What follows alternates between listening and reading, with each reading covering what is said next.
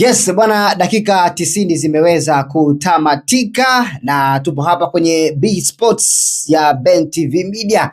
Karibu sana kwa ajili ya kuweza kupata uchambuzi jadidi kabisa. Tunaenda kuangazia matukio mbalimbali ambayo yamejitokeza katika huu mchezo kati ya Singida akimkaribisha Simba Sports Club na kuweza kuondoka na alama 3 Simba Sports Club kwa idadi ya magoli 2-1. Na nipo hapa na mchambuzi peke yangu. Tupo hapa kwa ajili tu ya kuhakikisha kwamba hapo ulipo basi wewe mwanafamilia wa B Sports kutokea Ben TV Media basi unapata kile ambacho tunaenda kukidiscuss na kukitazama kwa siku hii ya leo. Muhimu tu ni kuendelea kuwa na sisi kwa kubonyeza neno ambalo limeandikwa subscribe hili uwe wa kwanza kabisa kuweza kupata habari zetu za michezo pamoja na burudani pindi tu ambapo tunakuwa tunazitoa kupitia hapa Ben TV Media. Tunafahamu kuna matukio mengi sana yameweza kujiri kutokea kwa siku ya leo. Muhimu tu ni kuendelea kuwa na sisi hapo ulipo. Peter, niambie Benny Talent. Bwana Peter, upo live kabisa kupitia B Sport ya Ben TV Media.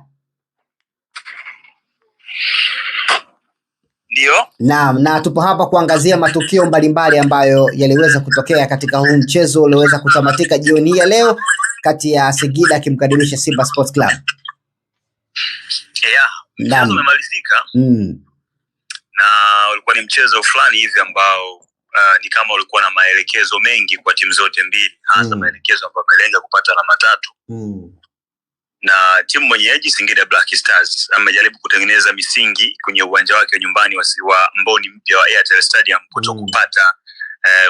kutengeneza mazingira kutokushindwa kupata matokeo. Mechi ya kwanza alipoteza mbele ya Yanga kwa magoli 3. Mechi ya Simba ndio ilikuwa hii hapa ambayo walikuwa wanahitaji kutokupoteza. Na misingi ambayo wanaiweka siku zote timu ambazo zinafanya vizuri nyumbani ni kwamba wasifungwe nyumbani. Na Singida Black Stars waliingia kwa mpango kazi huo, ndio maana tukiangalia kikosi chao kilipokuwa kimetengenezwa kimeanzishwa wachezaji ambao wanaweza kutembea maeneo mengi. Ukiangalia kulia alikuwa ameanza Lamine Jajo, nyota wa zamani wa Hilal Omdurman ya Sudan.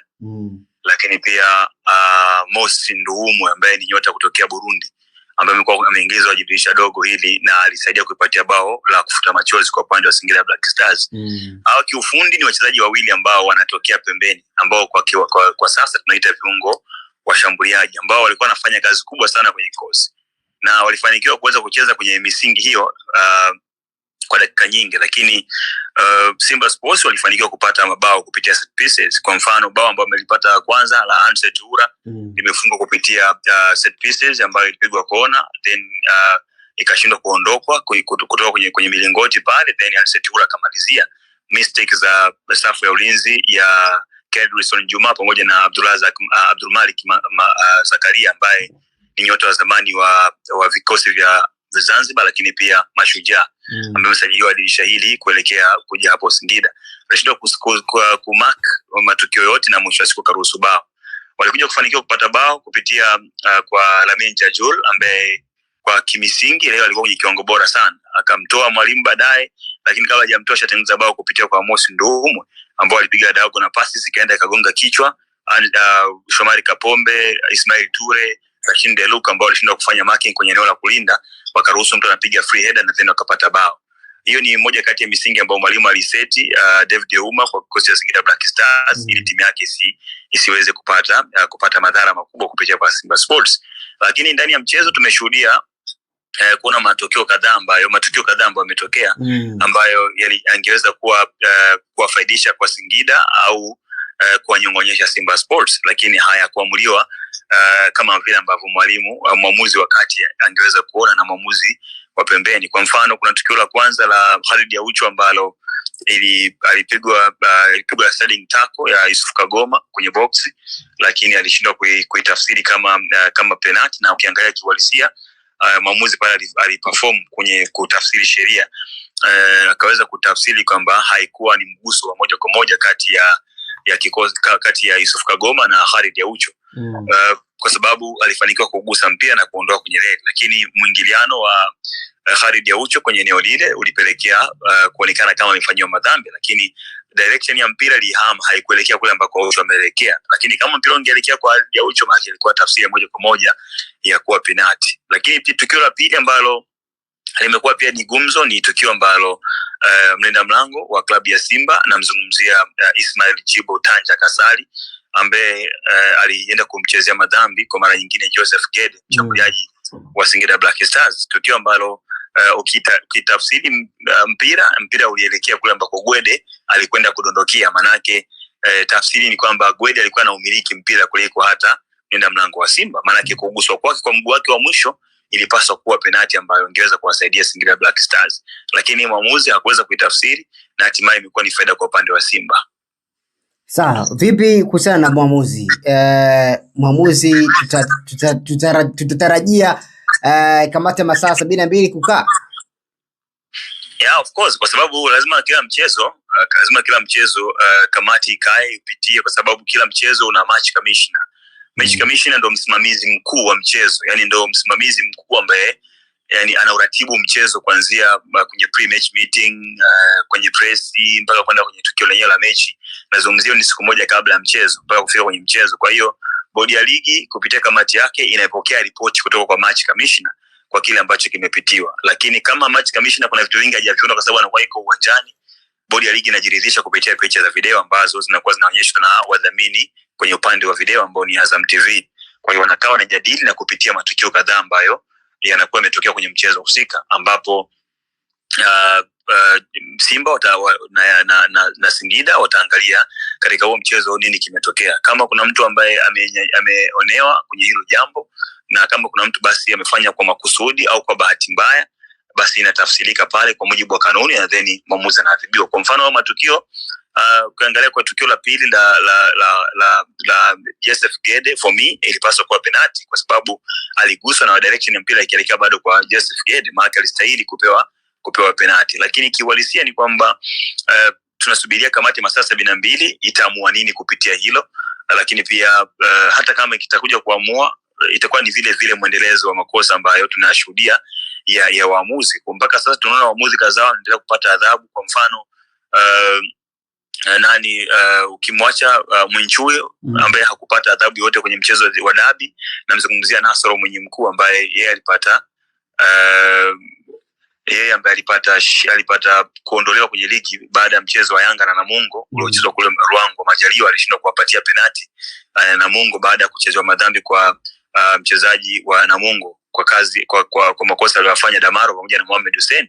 Yeye ameondolewa kabisa kwenye ligi, kwa hiyo hata kuwepo kwenye msimu huu kwenye ligi kuu. Kwa hiyo ni makosa ambayo yanazidi kutafsiriwa na kamati ya masaa 72 na amekuja na majibu kwa haraka zaidi. Kwa hiyo tusubirie kuona labda kwenye mchezo huu watakuja na matokeo gani ambayo yameonekana, lakini kiuhalisia watu wengi wametazama mchezo na matokeo yameonekana. Matokeo haya na tunaenda kwenye kumaliza mechi mbalimbali. Mbona Simba na Yanga ni kama vile wanatumia nguvu kubwa sana kuweza kupata matokeo? Na maanisha kwamba ushindi wa Simba leo, mashabiki wengi sana wa Yanga, hata wasemaji pia wa hivyo vilabu, ni kama vile wameumia. Hii inamaanisha kwamba taratibu sasa kuna namna ambavyo pia hizi vilabu viwili katika mbio za ubingwa, kuna namna yote katikati hapo huwa vinachezea karafu fulani hapo. Kiuhalisia ni kwamba mpira wetu wa Tanzania umebebwa na vilabu viwili vya Simba na Yanga ambavyo kiuhalisia ndio vilabu vyenye mashabiki wengi hapa Tanzania.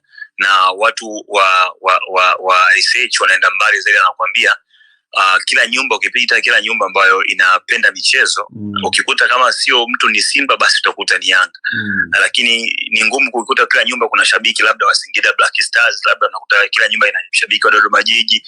Ni kwa sababu ya ukongwe vinabu kwenye muda mrefu wa ligi kuu, havijawahi kushuka daraja tangu vimeanzishwa kwao. Manake watu wamezidia kuviona kwa muda mrefu, vizazi vingi vimezaliwa wanaviona Simba na Yanga.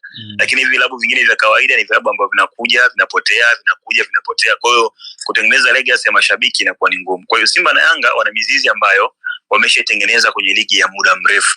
Kwa hiyo mwisho wa siku ule upinzani wao wa Simba na Yanga unapelekea kutengeneza mahusiano au mapenzi ya watu tofauti. Kwa hiyo ni dhahiri shahidi kwamba maamuzi yote ambayo yatakuwa yanaonekana kuifavor labda ni Yanga au ni Simba, upande wa pili hawezi kukubali. Kwa mfano, matokeo ambayo labda ni ya kuifavor Simba, Yanga hawezi kukubali. Matokeo ambayo yanaonekana ni ya kuifavor Yanga, Simba hawezi kukubali pia vile vile. Kwa hiyo ni jambo ambalo linaonekana kuwepo, kwa sababu hivi vilabu tayari vimeshatengeneza pressure kwa waamuzi, viongozi ambao pia nao kihalisia wana asili ya hivi vilabu, kwa sababu hata kwao ukienda utakuta bana kama sio mama ni baba, basi atakuwa ni Simba au Yanga. Kama sio baba, basi mtoto wake anakuta ni kati ya hivyo vilabu, lakini yeye mwenyewe anakuta na mapenzi na hivyo vilabu. Kwa hiyo kama viongozi wanaweza kuwa na mapenzi na hivyo vilabu, maana utegemea hata waamuzi watakuwa na mapenzi na hivyo vilabu. Sasa usitegemee kuona kwamba maamuzi atakubali mapenzi, klabu yake ya mapenzi na pressure ambayo iko kwa sasa hivi aruhusu kitu kitokee alafu then akiache.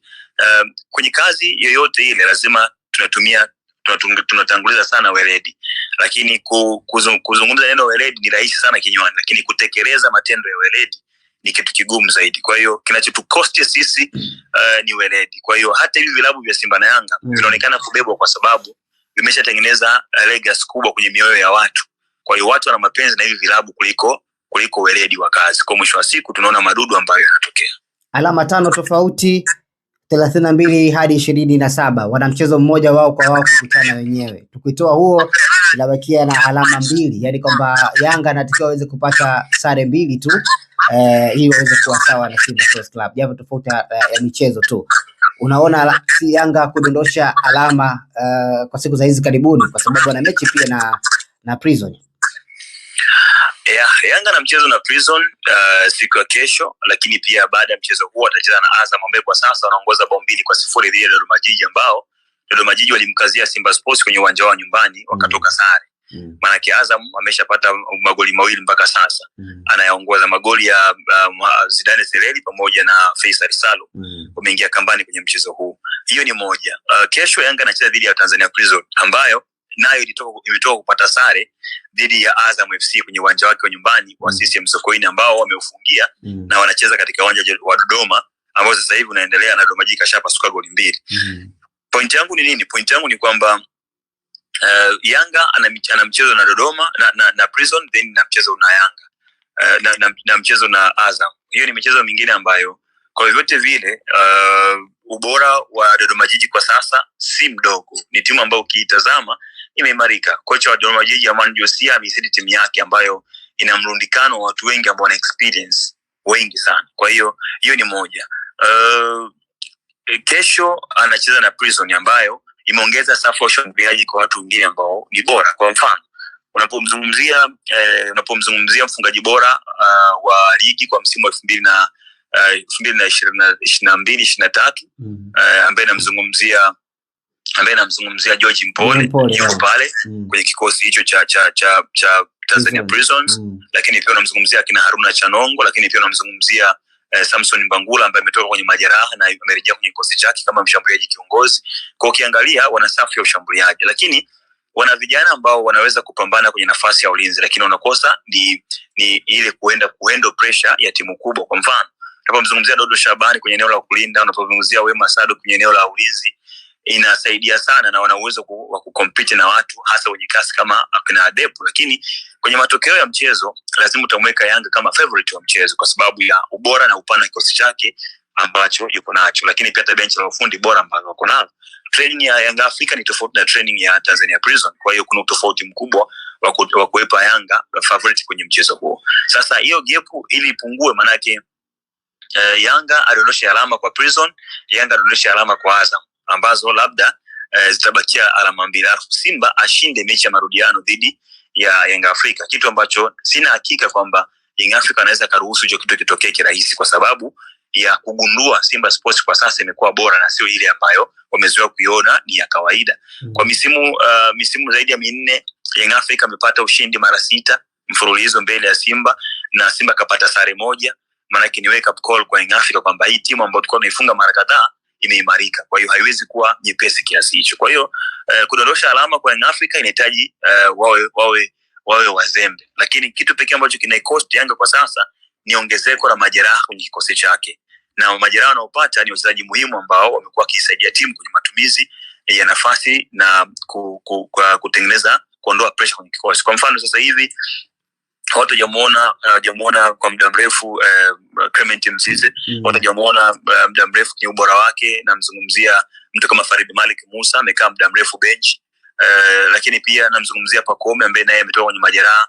guarantee ya kurejea kwenye ubora wake sio kama ile ambayo tunategemea 100% kitaalamu, lakini pia sasa hivi wana Dickson Job ambaye ana majeraha. Kwa hiyo kwenye uhalisia ni kwamba hiki kitu kikiendelea kwa cost ya Africa, maana yake inaweza ikawapunguzia ubora na upana wa kikosi chao. Maana yake michezo mingi mikubwa ambayo inakuja mbele yao inaweza ikawafanya kupata ugumu kwenye matukio kadhaa ambayo wanacheza. Kwa hiyo hivi ni vipindi vigumu kweli kweli kwa Afrika, hasa ili gap ambalo lipo kati ya michezo kati ya Yanga na Simba ambayo wapo, lakini pia na timu nyingine, kwa sababu kwenye ligi sasa hivi kuna timu zinacheza michezo 16, kuna timu zinacheza michezo 17, lakini hao wana michezo 11 au 12. Kwa hiyo wana gap ya kucheza back to back. Kwa hiyo lazima uriski sana wachezaji, lazima uwatengenezee rotation kubwa ili usipunguze gap la alama, lakini pia usiumize wachezaji. Kwa hiyo kulipunguza gap la Yanga inahitaji fact nyingi sana ili iweze kulipunguza, lakini kwa sasa ni wazi kwamba Afrika Mashariki na Kati kikosi ambacho kiko bora kwa sasa ni Yanga Afrika. Shukrani sana ndugu yangu kwa uchambuzi jadidi na mzuri kabisa kwa siku ya leo. Shukrani sana. Kesho leo ni siku baada ya mechi ya Prison na Yanga, basi tutakutana hapa. Shukrani sana. Naam, endelea. Tumepata uchambuzi jadidi kabisa kwa muda huu hapa kupitia Beat Sports ya BenTV Media. Hayopo kwamba hapa ulipo basi umefahamu uchambuzi huu wa matukio haya ambayo yameweza kujiri katika mchezo wa leo. Matukio makubwa ni matukio mawili. Penalty, kudondosha kwa Khalid Aucho kwenye boksi la timu ya Simba Sports Club, lakini pia tukio lingine la kudondosha kwa Gwede katika penalty box pia, rafu ambayo ilichezwa na kipa, lakini huku ilichezwa na Kagoma. Kwa hiyo haya ni matukio makubwa. Sasa tusubirie kama kamati ya masaa 72 watakaa chini na kuweza kuleta tathmini ya mchezo mzima kati ya Singida dhidi ya Simba Sports Club, ambapo mwamuzi sasa huenda kama atakula rungu au ataendelea kuzidi kuwepo katika jukumu lake la kuweza kufanya maamuzi katika michuano iliyoweza kutamatika. Lakini kesho pia Dar es Salaam Africa wana mechi na Prison, ambapo sasa vuta ni kuvuta ilikuwa ni kubwa sana miongoni mwa taarifa kabisa ya awali kwamba wao Prison tayari walichagua uwanja, lakini bodi ya ligi ikaja na kueleza kwamba mechi itacheza Dodoma, ambapo Azam na Dodoma wanacheza usiku huu leo. Kwa hiyo tutaendelea kukupa matokeo, tutaendelea kukupa uchambuzi jadidi kabisa kupitia hapa Beat Sports ya BenTV Media. Sasa nafikiri sasa kwa leo tuishie hapa, lakini nitafanya kosa kubwa sana. Hebu kwanza niangalie wachambuzi baadhi wameandika nini baada ya huu mchezo kutamatika. Kwanza tupitie kidogo kwenye mitandao ya kijamii. Na bwana Hans Raphael baada ya kumalizika kwa huu mchezo ameweza kuandika kwamba tukio la Khalid Aucho kwenye box ilikuwa ni penalti. Aya, mpaka sasa sielewi huyu Baraka Mwangosi ni mshambuliaji wa aina gani? Ni dhambi kubwa kumwacha Mashaka na kubaki na huyu. Sawa, huyu ni Hans Raphael. Mwisho akamalizia kuandika kwamba Bongo tuna shida ya waamuzi, tuna shida ya wachambuzi, tuna shida ya wachezaji, tuna shida ya viongozi na tuna shida ya mashabiki. Huyu ni Hans Raphael Mombeki aliweza kuandika hayo baada ya huu mchezo kuweza kutamatika kwa siku ya leo. Tumalizie na Jemedari Sahidi. Jemedari Sahidi ameandika nini baada ya mchezo kuweza kutamatika kati ya Singida pamoja na Simba Sports Club? Jemedari Sahidi ameandika hivi: Simba wameonyesha tabia ya timu kubwa kiwanjani kwa kushinda mechi ambayo hawakucheza vizuri sana, mechi ambayo pamoja na kupata bao la mapema, lakini Singida walichukua mechi mwisho wa kipindi cha kwanza mpaka katikati ya kipindi cha pili kabla ya Aucho hajatolewa. Wakati huo Simba walikaribia sana kupoteza mechi, yakiwemo matukio mawili yaliyodhaniwa kuwa penati ambazo hazikuwa, ingawa ile ya Gwede ni penati halali kabisa. Libase Gwe ni mchezaji haswa na ana uwezo mkubwa ambao anazuiwa na fitness level ndogo alionayo. Games zina high intensity, kwa hiyo ikifika kuanzia dakika ya 60 anakuwa amekufa. Singida hata wao watakuwa wameenjoy kucheza game ngumu yenye upinzani wa kweli na wakitumia nguvu na maarifa yote kwa 100%. Angalia walivyoumia na matokeo ya leo. A real competitive game of football. Singida wana kijana anaitwa Lamine Diadu. Hatari huyu mtu. Leo amemlaza hoi kibabage. Dogo atakuja kuwa mshambuliaji mzuri sana wa pembeni. Namuona Mzize wa Mwangosi. Wanaokumbuka namna Mzize alivyotambulishwa hawatoshangaa. Tofauti yao kubwa, Mzize alianza Yanga ya miaka 20 ambapo alionyesha na akawa gumzo na wala alishazoea baadhi ya mambo ya Yanga. Huyu amekuja juu kwa wakubwa mapema sana, lakini akipewa muda anaweza kuwa Mzize au zaidi. Nje ya kiwanja, Simba walikuwa na tabia ya timu ndogo, kulalamika na kusema maneno yasiyothibitika. Singida sio level ya Simba wala sio mpinzani wake kwa namna yoyote ile. Hata kama Singida alifunga Simba au kupata sare mara 10 mbele ya Simba, haimfanyi kuwa level za Simba. Hawapaswi hata kuwafanyia mind games. Ni wale watoto watukutu unawakanya kwa mikwaju wakasimulie kwa wazazi wao. Huyo ni Jemedari Saidi ameweza kuandika baada ya mchezo kuweza kutamatika kwa siku ya leo. Hii ni Beat Sports kupitia BenTV Media. Nikutakia siku njema na alamsiki. Mafua kidogo yanazingua, nina kahoma kidogo hapa, kwa hiyo tusamehane pale ambapo hukunisikia vizuri, lakini I hope kwamba kesho nao ni siku tutasikilizana na kupata matokeo jadidi katika huo mchezo ambao utakaofuata, Yanga dhidi ya Prison dhidi ya Dar es Salaam Africa.